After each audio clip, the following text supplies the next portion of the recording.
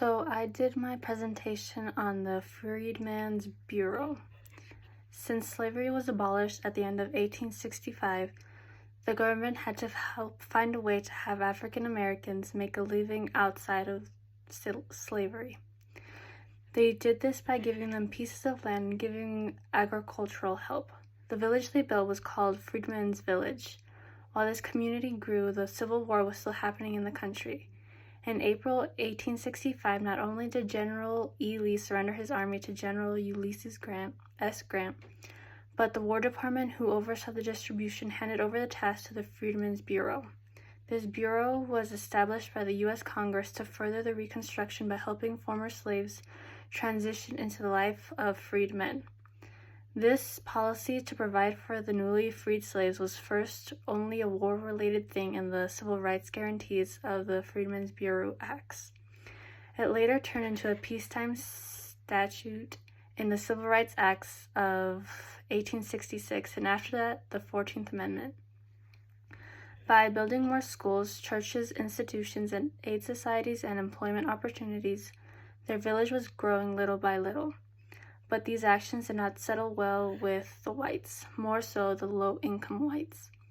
They thought of it as unfair and threatening to their lives. Soon there were also different viewpoints of the end goal between the freedmen and the government.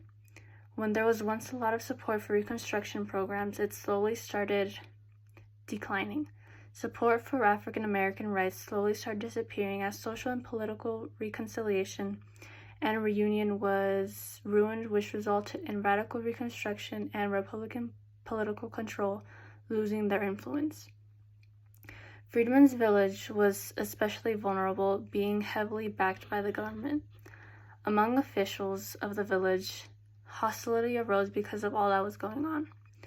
Reverend Laws was a spokesperson for the village, trying to convince administrators of the community to expand the former slaves' rights.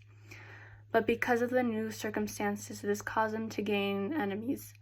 One bureaucrat described him as an agitator because he supported black rights and wanted Laws to leave the village. People against the Freedmen Village wanted to take land back from them, but being how big this community was, it was a long time before they were able to do so. In 1868, Congress was on the line on whether they should disband the Freedmen's Bureau. Although it wasn't officially closed, the amount of pull the Bureau had lessened to only being able to pass petitions and education for African Americans.